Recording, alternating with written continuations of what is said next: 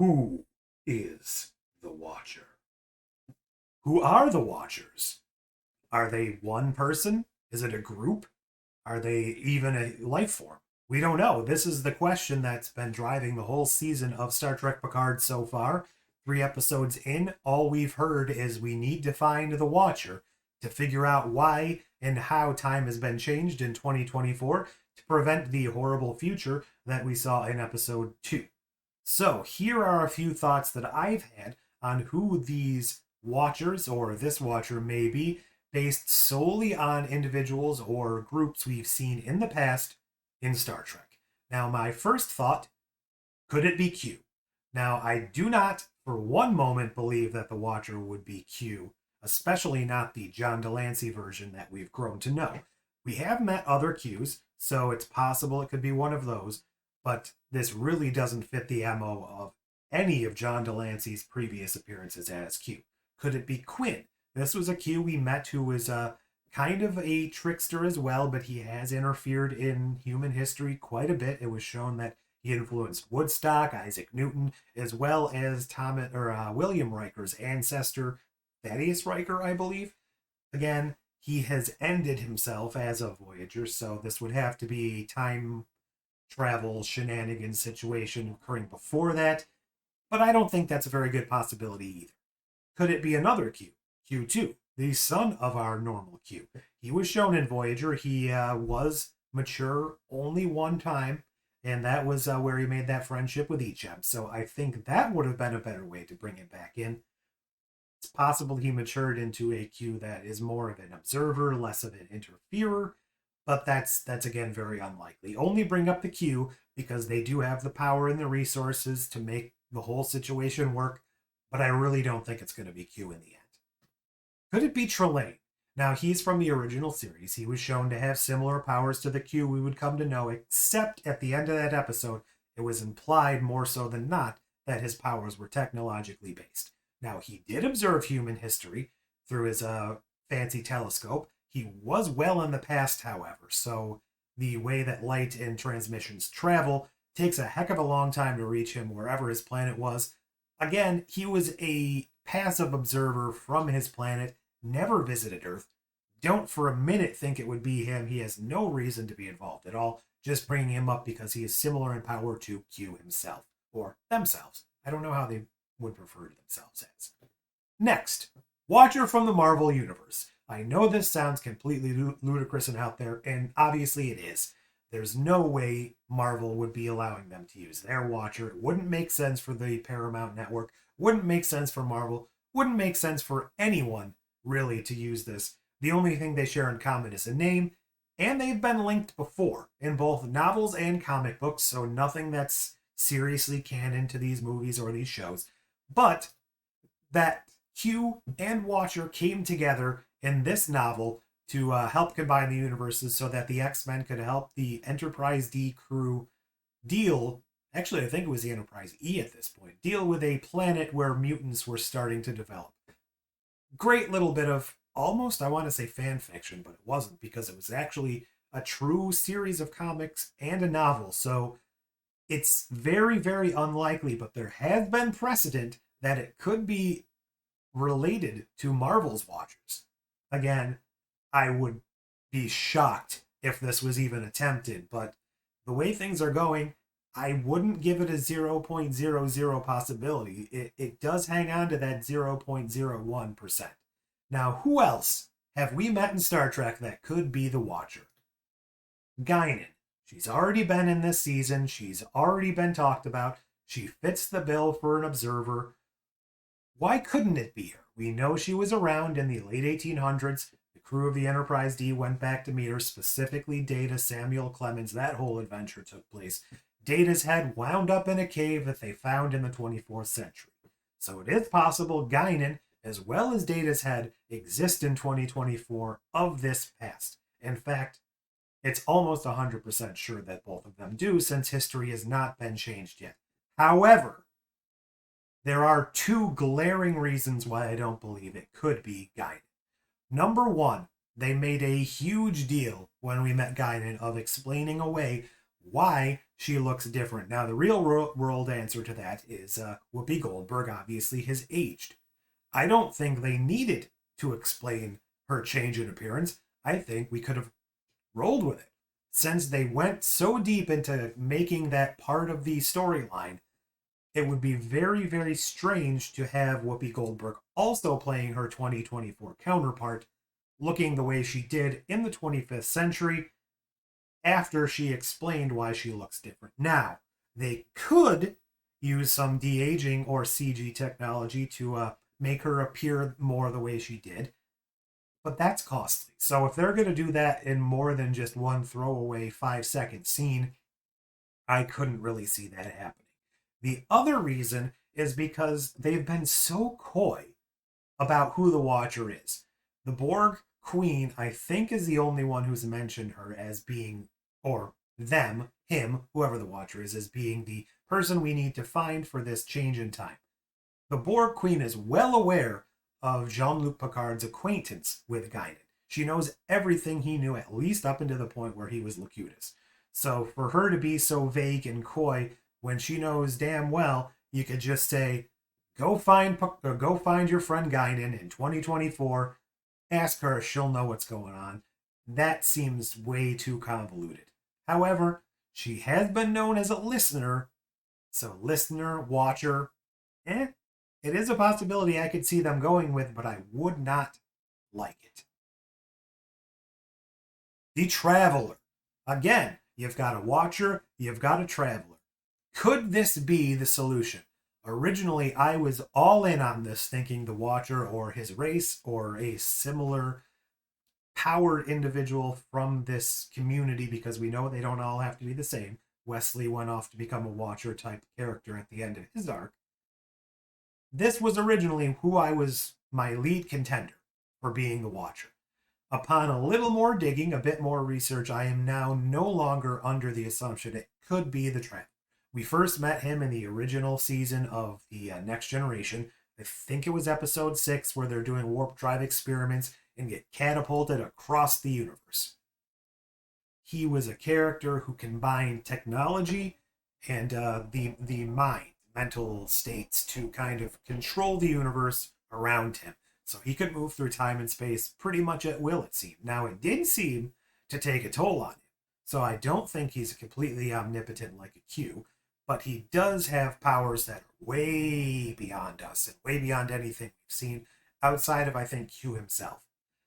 The reason I don't believe it's the Traveler is because he made a very clear point of talking to Riker in that first appearance to let him know the reason the history of the Federation, humanity, whatever, has not encountered these beings before is purely because we had not been worth it. We had not been interesting enough to pique their curiosity up until the point where they made contact with us in probably the 24th century. They never stated the first time, but it would have been fairly recent to that first episode of TNG.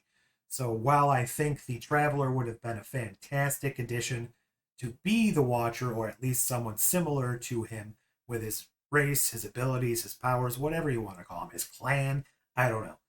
Unless they're going to bring back Wesley also, because he was always more connected with Wesley, the Crusher family, and that line he gave to Riker about not being interested in humanity before. I don't think he's a likely person to be the Watcher. Now, they could do a little fudging and say that he was on Earth at the time.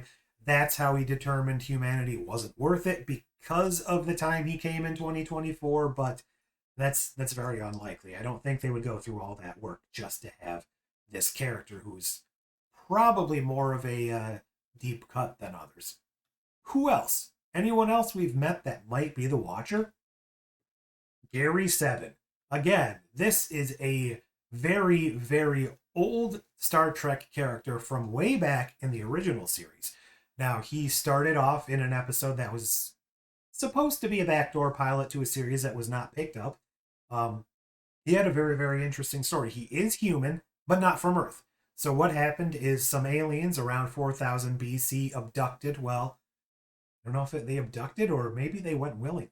I mean, 4000 BC, they probably weren't that advanced, so maybe they wanted to go with who they viewed as gods. But They took some humans from Earth back to their planet, raised them, gave them enhanced abilities, became smarter, stronger, more intelligent. It's basically saying smarter twice, but, I'm not one of them, so I'm not that smart. he was eventually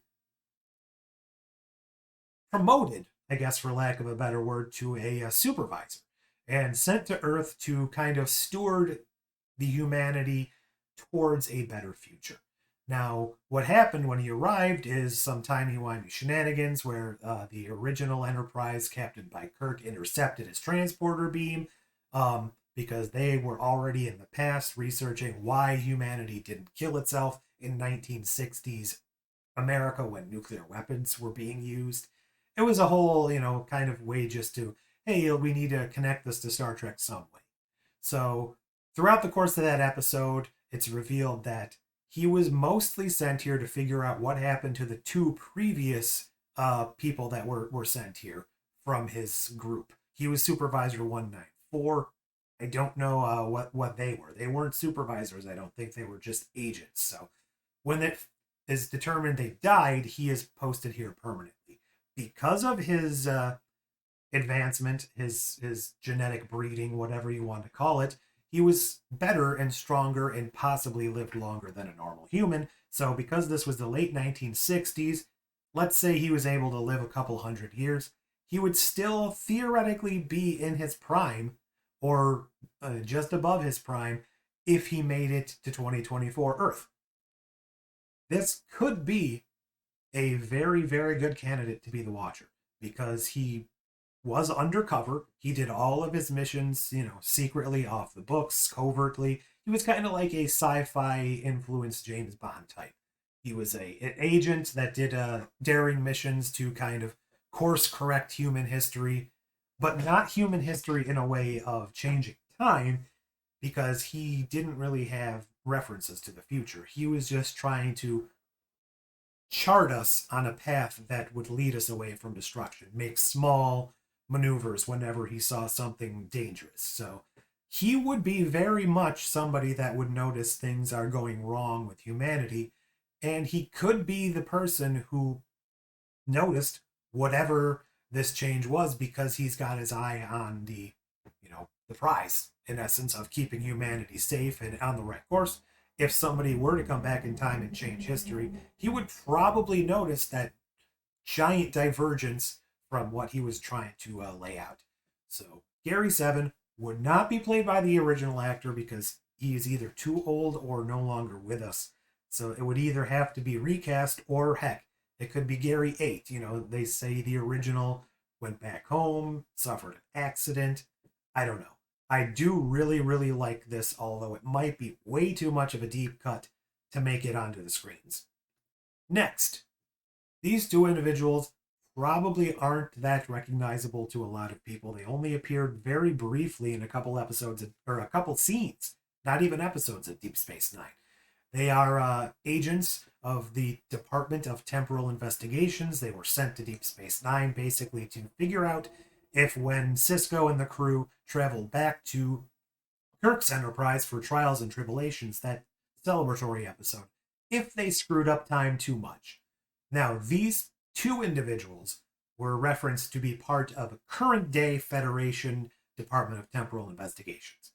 As we learned in Voyager as well as Enterprise, there are also a future version of the Federation which deals primarily with temporal investigations, temporal incursions, keeping the timeline on track. So we know that both current day and in the future, there are Federation-based people, individuals, departments with the sole purpose of the timeline being maintained. That being said, I don't know if they would bring back these two individuals. They were basically extras in the episode. Dulmer and Luxley is what they were called. They were basically supposed to be a reference to the X-Files. They could bring them back. I don't think they would make much sense. Now we've also seen Captain Braxton and a couple individuals in Voyager who are part of the future version of this, as well as Daniels and Enterprise. I don't really think they would bring any of those people back. What I could see them doing, because this would make sense to me based on what we've seen, as well as some beta canon from novels, that deal with these time agents, that they might have a couple of agents stationed, let's say, every decade. So there might be a couple of agents from whatever future department these are from stationed in 2024. And they could be new characters. They might be someone we've seen before, but that would make sense to have agents on the ground in each different time period that would know future events and be able to tell when they're changing. That would make more sense to me than just one organization in the future scanning the timeline, because if time changes and they're changed with it, I think that's more of a problem than it is if you've got boots on the ground prior to when the change happens. They are still safe in that prior time zone and they can try and rectify it. So if there are time agents observing the timeline, I think that would be a great candidate for who the Watcher or Watchers are.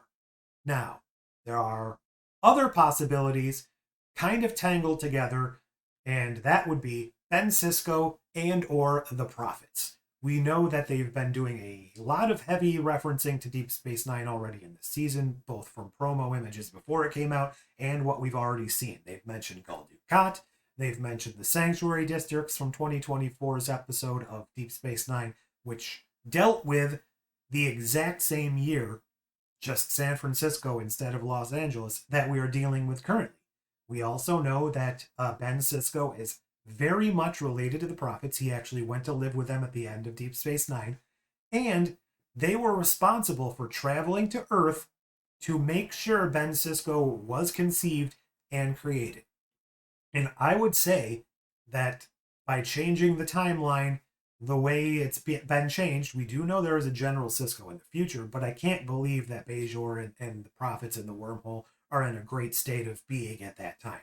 So, the Prophets, knowing how important Ben Sisko is to them, living outside of linear time, Ben Sisko actually having traveled back to 2024 before, all of these things could be, combined into either Sisko himself, played by Avery Brooks, or some other emissary of the Prophets, being sent back to this time period to try and rectify what went wrong. Because we do know Ben Sisko, super important to their future and their plans. They don't see things linearly, so for all we know, because of the change in time, they are coexisting.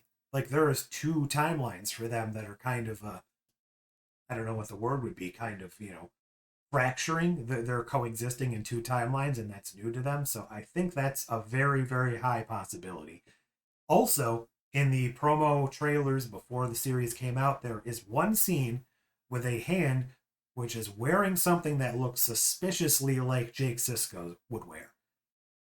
I don't think Jake Sisko would be the Watcher. He would have no reason to be back in time. But if we do run into Ben Sisko, I think maybe once we rectify time, either Ben comes home and reunites with his son, or Picard could go to see his son and say, hey, I spoke to your father. He wanted me to tell you how much he loves me. He's still not done with the Prophets, but, blah, blah, blah. Pass along a message. It could be that.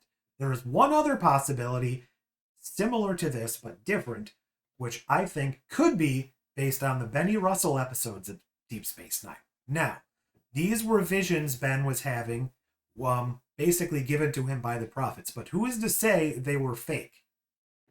Who is to say Benny Russell in that entire life was untrue?